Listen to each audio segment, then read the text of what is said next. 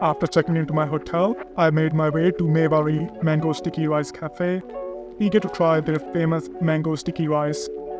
Let me tell you, it was the perfect way to kick off my day in Bangkok. And it was so delicious. The rice is kind of salty, but the mango is so sweet. It goes really well together.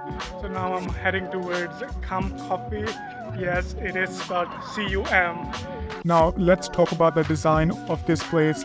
It's incredibly Instagrammable. With its trendy aesthetic and stylish decor, the natural light pours in through large windows, creating a cozy atmosphere. The menu is packed with enticing options, from classic espressos to uniquely specialty drinks. Today, I have decided to try the Banoffee Pie Latte for the coffee and sugar bit. That cum coffee was really decadent. I really can't say it with a straight face. So after the coffee, now I'm heading to SB for a facial. Yep, cum coffee and a facial in one day. I just had my facial, so hopefully my skin is looking good. I'm just heading back to the hotel to check in before going out to the night market tonight. As the sun began to set, I hopped into a tuk-tuk and made my way to Chot Fair Night Market. Experience the market isn't complete without sampling the incredible street food. I couldn't resist the flavors wafting through the air, so I picked up some pad thai. The dish was just bursting with flavors. For the shopaholic out there, the market has everything you could possibly want. The market is lined with stalls offering trendy clothing, handmade craft, and quirky accessories. It's a fantastic place to hunt for unique souvenirs to take back home. After spending several hours exploring, I decided it was time to call it a night. The following day began bright and early at 5:30 a.m. for me. At a nearby 7-Eleven store, I grabbed a vitamin jelly and a cup of coffee before heading to the hotel gym for some exercise. After an energized workout and a quick refresh, I hopped on a grab bike for my next adventure. Riding the bike through the bustling streets was an adventure and, in my opinion, the best way to experience the city. Within 30 minutes, I arrived at Nana Coffee Roasters in Ari. If you are a coffee lover or just someone who enjoys a cozy cafe atmosphere, you have to visit this place.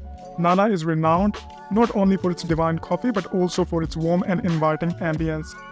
As soon as you step inside, the rich aroma of roasting beans welcome you.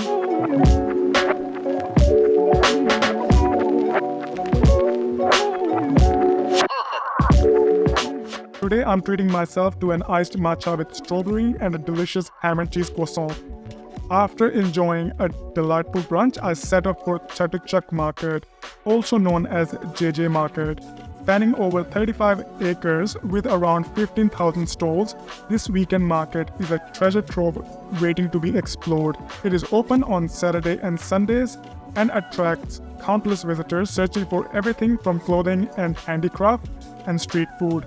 The market is thoughtfully divided into sections and making it easier to navigate.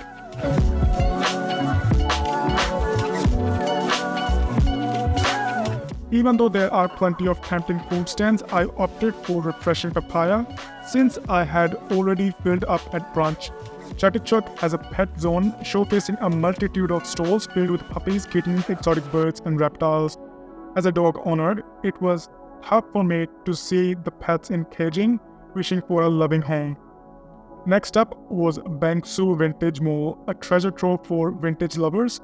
With over 200 shops brimming with vintage clothing, antique, unique decor, there's also a tech corner featuring retro electronics from vintage cameras to old school gadgets. This place is a must visit for anyone to discover something special. It's a delightful blend of nostalgia and the thrill of discovery.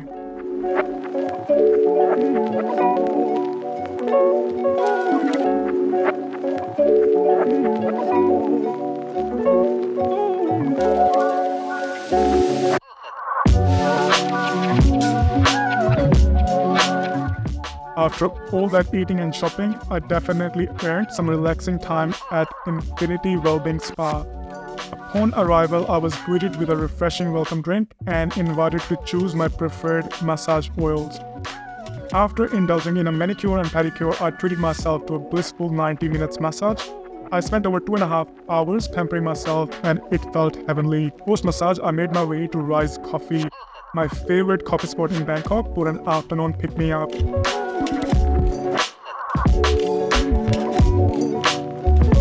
Although I initially wanted a classic coffee, I couldn't resist trying their limited edition blueberry crumble drink, and it was incredible.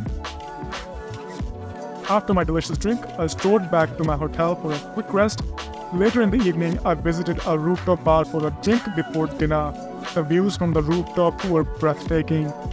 For dinner, I headed to Rama Road. However, as it was the weekend, all the restaurants were bustling and had a queue.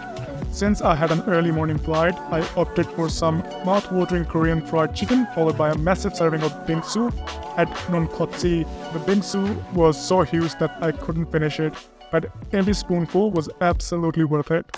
After spending 5 weeks in Europe, I'm back in Thailand.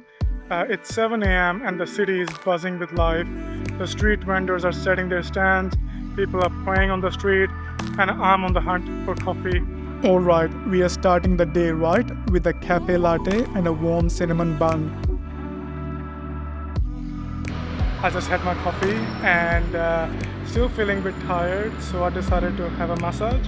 So I'm here at Once Upon a Thai. Just look at this ambience. The cozy atmosphere is so soothing.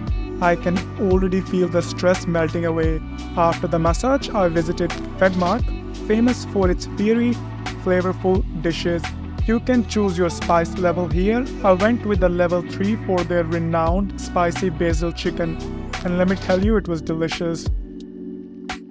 After the fantastic meal, I headed over to Chinatown, where I spent the rest of my day wandering and exploring the neighborhood. Right off the bat, the energy here is off the charts. The streets are alive with the smell of sizzling street food and the sound of vendors calling out to passerby. It's a sensory overload in the best way possible. Here, let me show you some clips from Chinatown.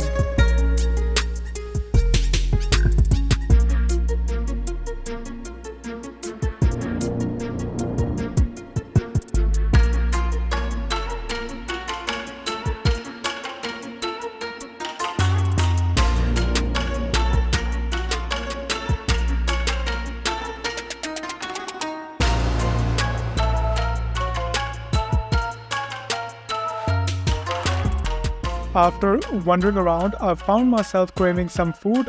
I couldn't resist stopping at Nai Mong Hoi Thod for their famous oyster omelette and crab fried rice. Both dishes were so flavorful, worth a try if you're in the area. To satisfy my sweet tooth, I stopped by Baho Kiami. For dessert, I tried their black sesame pudding and an iced centella latte, both unique and refreshingly different. After a long day of exploring, I called it an early night to recharge for more adventures. Today I got a late start but headed straight to Icon Siam, a mall unlike any other. Located on the banks of the Chao Phraya River, it blends modern luxury and cultural elegance. However, their food court was a highlight for me. It's divided by region of Thailand and set up to look like a traditional Thai market. The colors, the scent, the presentation, it's a feast for the senses.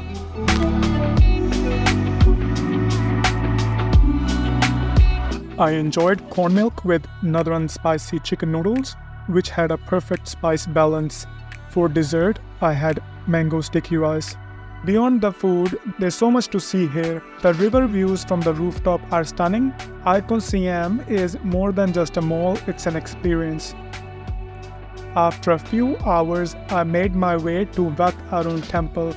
As we got closer, the intricate architecture became visible. The central prang tower, 79 meters high, decorated with colorful porcelain and seashells. It's a mesmerizing sight. Climbing the steep stairs was worth it, but take it slow. Those steps are no joke.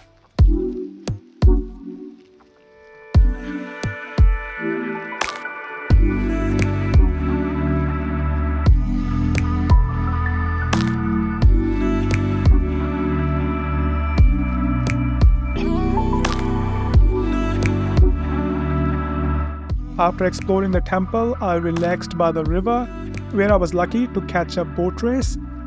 Watching the race felt like the perfect way to wrap up my trip to Bangkok.